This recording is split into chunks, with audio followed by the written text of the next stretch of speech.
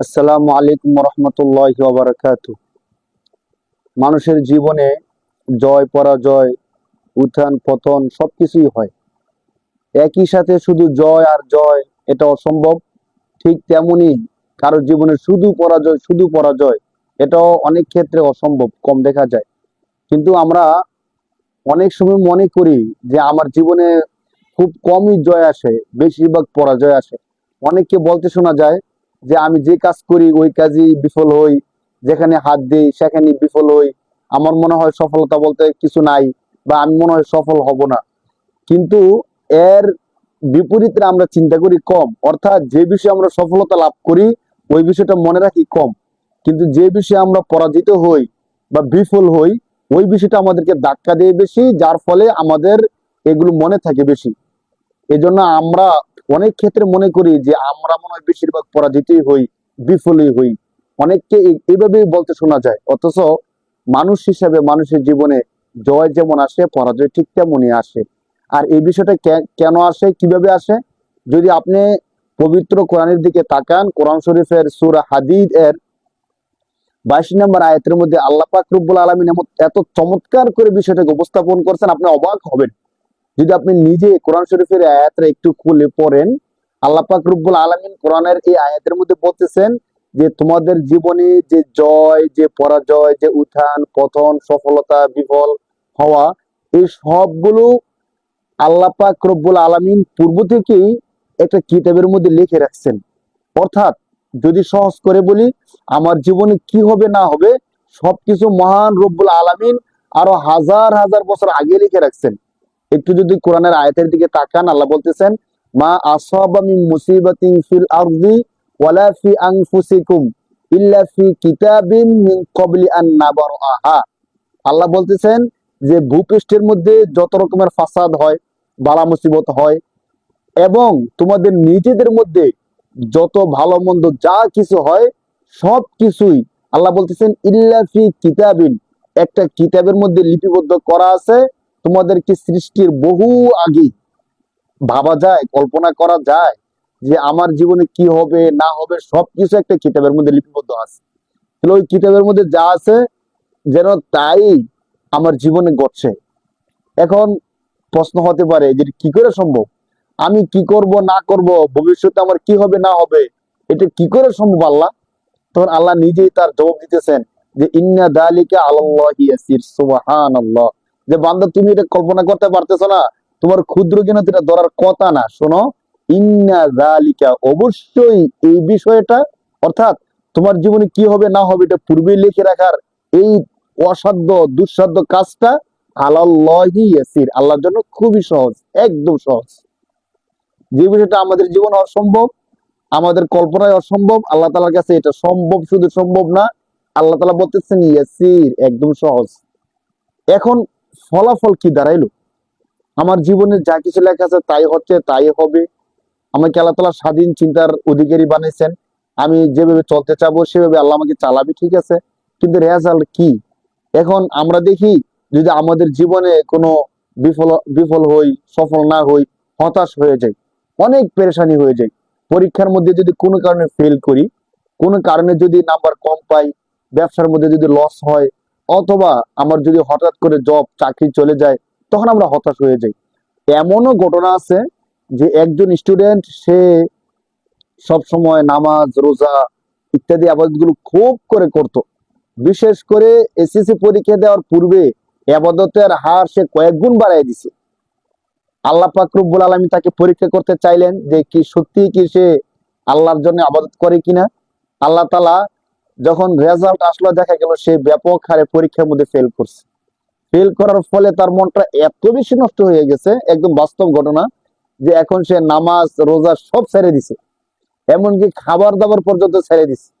ওর বাবা ইমাম সাহেবকে ডাকে নিয়ে গেছে যে হুজুর তাকে একটু বুঝান, অন্তত যেন খাবারটা খায়, যেন বেঁচে থাকে। তো দেখেন, অনেক সময় এমন হয়, আমরা একটা জিনিস প্রত্যাশা করতেছি, প্রত্যাশিত জিনিসটা পাইলাম না, তখন আমরা এত বেশি হতাশ হয়ে যাই। সে, ওই যে স্টুডেন্টটা শুধু বলতেছিল যে আল্লাহ কেন আমার সাথে এমনটা করলো, আল্লাহ তো আমার সাথে এমনটা না করলেও পারতো, মানে এত ভাবে আল্লাহকে সে বলতেছিল যে আল্লাহ আপনি চাইলে তো এমনটা আমার সাথে নাও করতে পারতেন। ঠিক আছে, আল্লাহ নাও করতে পারত, কিন্তু আল্লাহ তাআলা চাইতেছিল যে তাকে পরীক্ষা করি, দেখি বান্দা কতটুকু ধৈর্য ধারণ করতে পারে। আমরা মানুষ দুর্বল, আমাদের ধৈর্য শক্তি কম, অনেক সময় এমন হয়ে যায়। তখন আমাদের উচিত হবে আল্লাহর কাছে তওবা করা, যে আল্লাহ আপনি তো পরীক্ষা করতে চাইছেন, কিন্তু আমি তো ধৈর্য শক্তি কম, আপনার পরীক্ষায় আমি পাস করতে পারি না। তো এই ক্ষেত্রে আমরা অবশ্যই ধৈর্য ধারণ করব। তখন আমাদের করণীয়টা কি? যদি আমরা কোনো বিষয়ে বিফল হই, পরাজিত হই, আমাদের পতন চলে আসে, তখন আমরা কি করব? অথবা যখন আমাদের জয় আর জয় আসতেছে, তখন আমাদের করণীয় কি? পরের আয়াতে আল্লাহ তাআলা চমৎকার করে বলতেছে, শোনো, যেহেতু তোমার কি হবে না হবে পুরো বিষয়টা আল্লাহ তোমাকে সৃষ্টির পূর্বেই কিতাবের মধ্যে লিখে রাখছে। অতএব তোমার উচিত যে কোনো বিষয়ে এত বেশি হতাশ না হওয়া যে তোমার জীবন মান নিয়ে আশঙ্কা তৈরি হয়ে যায়। তাহলে এটা কেন লিখে রাখছেন? আমি কি করব না করব এই সবকিছু কিতাবের মধ্যে কেন লিখে রাখছেন? আল্লাহ বলতেছেন, লিকাই লা তাসাউ আলা মা ফাতাকুম। তোমার জীবন থেকে যা চলে যায়, চাই সে কাউকে পছন্দ করছে কিন্তু তাকে পাইলো না, সে তার জীবন থেকে চলে গেল, আল্লাহ বলতেছেন তোমার জীবন থেকে চলে গেছে, তুমি টেনশন করো না, এর চেয়ে ভালো কিছু আমি তোমাকে দিব। এ পরীক্ষায় ফিল করছো, তুমি ধৈর্য ধারণ করো, তুমি বলো আলহামদুলিল্লাহ আলা কুল্লি হাল, সমস্ত অবস্থায় আল্লাহ আপনার প্রশংসা, তুমি কথাটা বলো। যদি তোমার কষ্ট হয় বলতে, এরপরে বুকে পাথর চাপা দিয়ে হলেও বলো যে আল্লাহ আমার জীবনে যা করছে আলহামদুলিল্লাহ, আল্লাহ আপনি যা করছেন ভালোর জন্যই করছেন, আমাকে ধৈর্য ধারণ করার তৌফিক দেন। বাকি অনেক ক্ষেত্রে হয় কি, পরীক্ষায় খারাপ রেজাল্ট করলে নিজে ধৈর্য ধারণ করতে চাইলেও আশেপাশের বন্ধু বান্ধব, বাবা মা, আত্মীয় স্বজন তারা ভালো থাকতে দেয় না। তারা বলে তুই এই রেজাল্টটা করলি, তোর থেকে তো আমরা এমনটা আশা করি নাই। যদি বিজনেসের মধ্যে কেউ লস করে ফেলে, যে তুই এই কাজটা করলি, আমাদের টাকা পয়সা গুলো নষ্ট করে ফেললি, তখন আশেপাশের মানুষগুলো ভালো থাকতে দেয় না সত্যিকার অর্থে। যতই সে ধৈর্য ধারণ করতে চায়, কিন্তু আশেপাশের মানুষগুলো তাকে আরো নেগেটিভ করে ফেলে। সেই ক্ষেত্রে আমরা যারা আশেপাশে থাকবো, বন্ধু বান্ধব, বাবা মা, আত্মীয় স্বজন, আমরা যেন এই সকল অবস্থায় তাদেরকে সাপোর্ট দিই, তাদেরকে ধৈর্য দান করার জন্য বেশি বেশি নসিহা দেই, এবং সামনে যেন আরো ভালো করতে পারে। তাদের যেন আমরা বলি যে এই পরীক্ষা তো দুনিয়ার সাময়িক পরীক্ষা, কিন্তু আখিরাতের পরীক্ষা, যেখানে ফেল করলে জাহান্নাম ছাড়া উপায় নাই, আখিরাতের পরীক্ষার জন্য প্রস্তুতি নেওয়ার কথা যেন আমরা বলি। তো আল্লাহ বলতেছেন যে তোমার জীবন থেকে যা চলে গেছে, যেমন তোমার জীবনে ভালো রেজাল্ট আসে নাই, তুমি যাকে ভালোবাসতা সে তোমার জীবনে আসে নাই, তুমি কোটি কোটি টাকা চাইতেছিলে, ওই টাকাটা আসে নাই, এটা নিয়ে তুমি এত বেশি টেনশন করো না। হতে পারে আল্লাহ তাআলা তোমার এর থেকে আরো অনেক বেশি কল্যাণ রাখছেন। লিকাইলা তাসাউ আলা মা ফাতাকুম, তোমাদের থেকে যা চলে গেছে এটা নিয়ে এত বেশি আফসোস করতে যেও না। আবার পক্ষান্তরে পরের ব্যক্তিকে আল্লাহ বলতেছেন, আল্লাহ তাআলা যদি তোমাদেরকে কোনো সফলতা দান করে, এই সফলতা নিয়ে অনেক বেশি গর্ব অহংকার করতে যেও না। যে তুমি সফলতা পাওয়ার পরে সবাইকে টেস্ট করতেছো যে আমি এই পরীক্ষায় খুব ভালো রেজাল্ট করছি, তোমার যে বন্ধু খারাপ রেজাল্ট করছে মনটা খারাপ, তুমি তাকে ফোন করে বললা যে বন্ধু জানোস আমি তো অনেক ভালো রেজাল্ট করছি, তুই কি রেজাল্ট করছস? আমি তো অনেক ভালো রেজাল্ট করছি। ওই বন্ধুর আত্মীয় স্বজন তাদের কাছে মিষ্টি নিয়ে যেতেছো, বারবার বলতেছো যে আমার রেজাল্ট তো খুব ভালো হয়েছে, এটা কিন্তু যে খারাপ রেজাল্ট করছে তার জন্য আর কষ্টের কারণ হয়ে দাঁড়ায়। আপনি খুশিতে মিষ্টি নিয়ে গেছেন বন্ধুর বাড়িতে, বন্ধুর আত্মীয় স্বজনকে মিষ্টি খাওয়াইবেন, আর বন্ধু ফেল করছে, তখন তার অবস্থাটা কি হবে বলেন? ওই ক্ষেত্রে আমাদের উচিত ইনসাফের সাথে কাজ করা, এমন কোনো কাজ না করা যে কাজের দ্বারা তার কষ্ট আরে দ্বিগুণ বহুগুণ হারে বাইরে যায়। আল্লাহ বলতেছেন যে তুমি এত বেশি আনন্দিত হয়ে যাও না, যে আনন্দ উৎফুল্ল হয়ে তুমি আল্লাহকে ভুলে যাইবা। লিকাইলা তাসাউ আলা মা ফাতাকুম ওয়ালা তাফরাহু, আল্লাহ বলতেছেন ওয়ালা তাফরাহু বিমা আতাকুম, আমি আল্লাহ তোমাদেরকে যা দেই তা নিয়ে এত বেশি আনন্দিত হয়ে যাও না। কেন? ইন আল্লাহু লা ইউহিব্বু কুল্লা মুখতাল ফাখুর, যে নাকি অহংকারী হয়ে যায়, অনেক বেশি আনন্দে আত্মহারা হয়ে যায়, আল্লাহ তাআলা তাদেরকে পছন্দ করেন না। অতিরিক্ত কোনো কিছুই ভালো না। এজন্য কোনো বিষয়ে যদি আমাদের থেকে চলে যায়, আমরা এত বেশি কষ্ট নিব না, হতাশ হব না।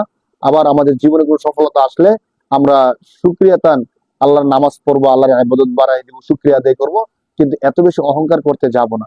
সবকিছু মিলিয়ে যদি প্রথম দিকের আয়াতটাকে আমি আরেকটু সূক্ষ্ম করে বলি, যে আমাদের জীবনে যা হয় ভালো মন্দ সবকিছু পূর্ব থেকে নির্ধারিত করা আছে, আল্লাহ তাআলা একটা কিতাবের মধ্যে লিখে রেখেছেন, সেখান থেকেই আমাদের জীবনে সবকিছু হচ্ছে। আমরা যেন এত বেশি টেনশন না করি, আমাদের জীবনে যা হচ্ছে এটাকে আমরা এক পাশে রেখে ভবিষ্যৎ জীবন সুন্দর করার জন্য আমরা যেন চেষ্টা করতে থাকি। আল্লাহ তাআলা তৌফিক দান করুক, আমিন। আসসালামু আলাইকুম।